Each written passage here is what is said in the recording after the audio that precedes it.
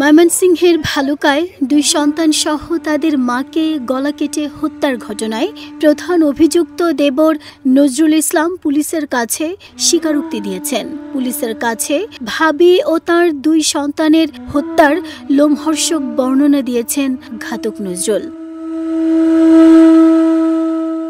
Bhaluka model থানা পুলিশের হাতে গ্রেফতারকৃত নজরুল ইসলাম প্রাথমিক জিজ্ঞাসাবাদে জানায়, নজরুল তার ভাই ভাবির সাথে থাকতেন। প্রায় সময়ই তার ভাবি ময়না ও তার ভাতিজি রাইসা আক্তার খাবার নিয়ে তাকে খোঁটা দিত। নজরুলের অভিযোগ, ভাতিজি রাইসাকে তার মা শিখিয়ে দিত তাকে নানা কিছু বলার জন্য এবং খাবার না দেবার জন্য। রাইসাও তাকে প্রায় সময়ই খাবারের খোঁটা দিত।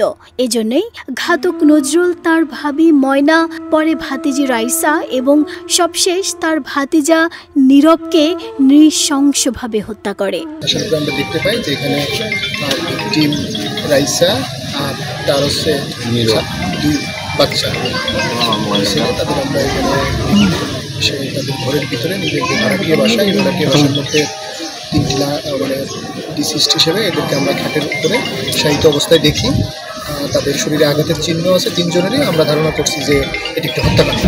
পরে 14 জুলাই ভোর 5টায় ঘুম থেকে উঠেই বারান্দায় গেটের তালা লাগিয়ে নজরুল চলে যায় ভালুকার গ্যাস লাইন এলাকার কামরুল মিলিটারির রিকশার গ্যারেজে। এ ঘটনায় ভালুকা থানা পুলিশ আগে থেকে নজরুলের ফোন নাম্বার ট্র্যাকিং ও তার গতিবিধি অনুসরণ করতে শুরু করে। নজরুল এক আত্মীয়কে ফোন কল করতেই পুলিশ বুঝতে পারে নজরুলের অবস্থান। পরে সেই ফোন কলের সূত্র ধরে ভালুকা মডেল থানার ওসি হুমায়ুন কবির, এসআই আমিনুল ইসলাম ও এসআই নুরুল ইসলামের নেতৃত্বে 14 জুলাই বিকেলে গাজীপুরের জয়দেবপুর রেল স্টেশন এলাকা থেকে নজরুলকে গ্রেফতার করতে সক্ষম হন তারা।